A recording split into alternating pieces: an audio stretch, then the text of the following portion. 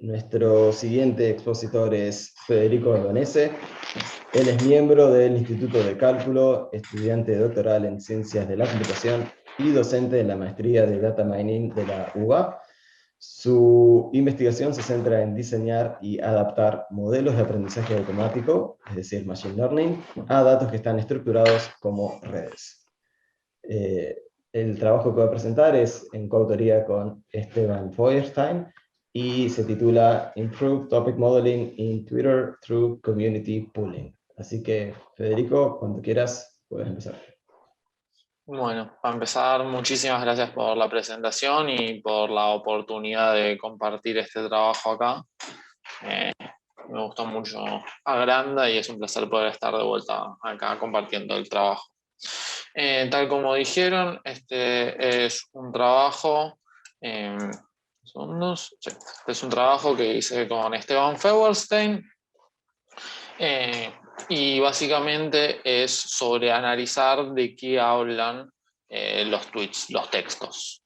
Detección de tópicos y caracterizar el contenido de distintos mensajes es una tarea muy útil y se usa para distintas ramas, ya sea para desde detección de fake news hasta entender de qué se está hablando en redes o recomendación de contenido basado en otro contenido previo que pueden ser textos. El tema con la detección de tópicos, que un poco se habló en la charla anterior con LDA, Latent Dirichlet Allocation, es que el texto de los tweets son cortos. ¿Y esto qué es lo que tiene que ver? Bueno, un tópico es básicamente de qué habla un texto. Algoritmos como LDA, NMF u otros de los que se ha hablado en el día de hoy, lo que hacen es analizar muchos textos y agrupar los textos dependiendo de la temática que tratan. Estos hablan de deportes, estos hablan de política, estos hablan de economía o cosas aún más particulares dentro de esos temas. La forma en que hacen esto es viendo la coocurrencia de palabras. Estos textos mencionan las mismas palabras que estos textos, pero distintas palabras que estos otros. Entonces, a partir de esa concurrencia, arman estos agrupamientos en tópicos. Es decir, se puede pensar como en una matriz en donde las columnas son las palabras y las filas son los documentos, y cada celda es, bueno, este documento contiene o no contiene tal palabra. En el caso de los tweets, esta matriz es muy esparsa, porque los textos son muy cortos y tienen pocas palabras. Entonces, dentro de todo el posible vocabulario y todos los posibles tweets, son muy pocas las palabras que tienen cada uno. Esta esparcidad en las matrices hace que algunos algoritmos no sean tan eficientes, ya que fueron pensados para textos mucho más largos. A partir de esto surge la idea de lo que se llama tweet pooling, que es agregar los tweets en documentos más largos. Poner muchos tweets juntos y decir, bueno, esto es lo que ahora es un documento, en vez de tratar cada tweet por separado como si fuese un documento. Esto se ha mostrado que tiene buenos resultados y que mejora la performance en detección de tópicos, pero depende de la estrategia con la cual uno mete todos juntos, todos los tweets juntos en distintas cajitas. Algunas estrategias previas con las que nosotros comparamos nuestro método de community pooling es, bueno, unpool, que es básicamente tratar cada tweet como si fuese un texto por separado. Author pooling, que es meter todos los tweets de un autor como si fuese un documento. Entonces, todos los tweets que ha tuiteado alguien, un usuario en particular, se pone uno tras del otro, se van como concatenando, y eso es un documento. Entonces, la cantidad de documentos totales pasa a ser no la cantidad de tweets totales, sino la cantidad de usuarios que hay en la red. Otro approach es usar hashtag pooling, que es a partir, en vez de usarlo por usuarios, es hacerlo por hashtags. Todos los tweets que contengan un hashtag están en un mismo documento. La particularidad que tiene esto es que, a diferencia del de usuarios, un tweet con múltiples hashtags va a estar en múltiples documentos. Tweets que no tienen hashtags son tratados como un documento aparte.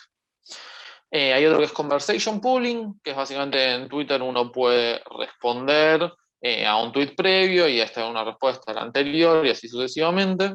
Entonces, esta es otra forma de cómo meter toda la conversación como si fuese un documento.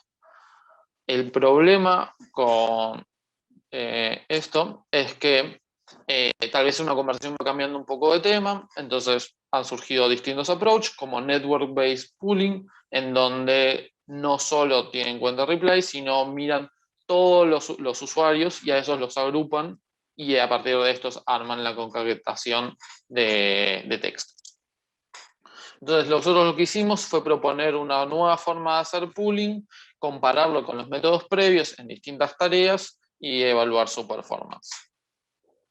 Community pooling, la idea es que una comunidad de usuarios, es decir, usuarios que interactúan mucho entre sí, hablan de determinados temas muy en particular. Entonces, en un primer paso, lo que se armó es armar la red de retweets, en donde los usuarios son los nodos y hay aristas dependiendo de si un usuario retuiteó o no a otro usuario. Esto nos da una forma de conectividad de quién está hablando con quién en la red total de tweets. Luego aplicamos el método de Lubine, que lo que nos permite es entender cuáles son las comunidades que hay dentro de nuestra red. Estos grupos de usuarios interactúan mucho entre sí, pero no tanto con usuarios que están fuera de su comunidad. Y por último, lo que se hizo es poner en cada uno de los textos a todos los tweets de todos los usuarios que pertenecen a alguna comunidad. Es decir, la cantidad total de documentos es la misma que la cantidad de comunidades que nos da el algoritmo de Lubine. Entonces, de esta forma, la cantidad de textos es muy chica, pero son textos muy largos, lo que hace que la matriz de concurrencia sea muchísimo más densa. Y dado que el EDA, su temporalidad de escala con la cantidad de documentos, tener muchos menos documentos también hace que el algoritmo vaya a ser más rápido. Un poco de eso vamos a ver en más detalle más adelante. Entonces, para evaluarlo, lo que hicimos fue construir dos datasets usando la Streaming API de Twitter oficial, en donde ahí pueden ver cuáles fueron las queries, es decir, bajamos para nuestro dataset genérico tweets que contengan la palabra música, o familia, o salud, o negocios, o películas, o deportes. Entre paréntesis está la proporción de cada uno. Y también armamos un dataset más particular, no tan genérico, en donde podemos decir, bueno, música y películas tal vez están más separados que con familia, sino algo muy particular, que fue el acto de inauguración, es decir, en la asunción del presidente Biden de Estados Unidos, en donde las queries fueron tanto Biden como su vicepresidente Kamala Harris, Inauguration 2021, que es el hashtag con el que más usado, y la cuenta oficial de Biden, que es Joe Biden, todo junto. Entonces, de esta forma teníamos dos datasets con características distintas. Para evaluarlo usamos distintas métricas muy comunes para este tipo de tareas. Entre ellas estaba Purity, que lo que mide es qué tan similar son las comunidades que encuentra, es decir, los tópicos que encuentra en este dataset, con la representación de las queries. Es decir, cada texto yo sé con qué query la bajé con la palabra música. Entonces se fija qué tan similar es la descomposición en tópicos con las queries que fueron bajadas. Lo mismo con Normalized Mutual Information, es otra métrica que también se suele usar para esto, pero también queríamos ver si es eficiente para tareas de Machine Learning. En particular, vimos una tarea de clasificación en donde básicamente queremos ver, bueno, dado como input el embedding que da el EDA, que prediga cuál query fue con la cual este tweet fue bajado. Es decir, encontramos un modelo en A-Bayes para evaluar esta tarea de clasificación. Y por último, Document Retrieval, que es pensando más en un sistema de recomendación. La forma en que funcionaba es, bueno, dado un tweet, búscame tweets que sean similares a este. Entonces se buscaba cuáles tenían un embedding de LDA similar al tweet de la query y se fijaba, bueno, cuáles, si fueron bajados con la misma palabra o no. Si fueron bajados con la misma palabra, es decir, bueno, los 3 más similares, en particular decimos los 10 más similares, 8 son bajados con música, igual que el tweet original, bueno, eso es un buen acierto. Entonces medimos F1 como score para esta tarea de retrieval task. Y bueno, por último, el tiempo total en que tardó en hacer la descomposición en tópicos, más el tiempo que tardas en agregar los tweets en estas cajitas. Para empezar, se puede ver que acá es un par de características de cómo quedan los datasets, que la detección, que usar community pooling reduce un montón la cantidad de documentos, es menor que para los otros pooling methods, y también aumenta mucho la cantidad de palabras que tienen estos documentos porque son muy usados. Yendo a los resultados, así ya vamos cerrando un poco, podemos ver que el método propuesto obtiene la mejor performance para todas las tareas en todos los datasets, a excepción para la tarea de retrieval en el event dataset, en donde es superado por Network Base, lo cual muestra que dentro de todo tiene un muy buen resultado, y además es el método más rápido dentro de los pooling methods, es decir, al reducir tanto la cantidad de documentos hace que sea muy rápido. Entonces, bueno, esto es un poco lo que estábamos diciendo, de que el tiempo es mucho más corto, pero también se tiene muy buenos resultados para todas las tareas. Entonces, como idea para que se lleven es, si ustedes quieren saber de qué se trata una discusión en Twitter, o quieren hacer recomendación de mensajes, o quieren agrupar textos cortos basados en su contenido, o quieren generar embeddings para caracterizar los tweets, pueden usar esta tarea, este método de community pooling. Ahí está el link, el código está en Python, y cualquier cosa me pueden contactar por mail que ven ahí. Muchísimas gracias. Bien, muchísimas gracias a vos, Federico. Muy interesante el trabajo que están haciendo aquí con Twitter y bueno, esta forma de agrupar. Una de las preguntas que me surge en base a los experimentos que mostraron, bueno, un poco el ground truth viene siendo las consultas que ustedes le hacen al API de Twitter para descargar esos tweets y bueno, después tratar de reconstruirlo, ¿no? En particular, esa consulta, bueno, los temas quizás eran bastante diversos, podemos decir, ¿sí?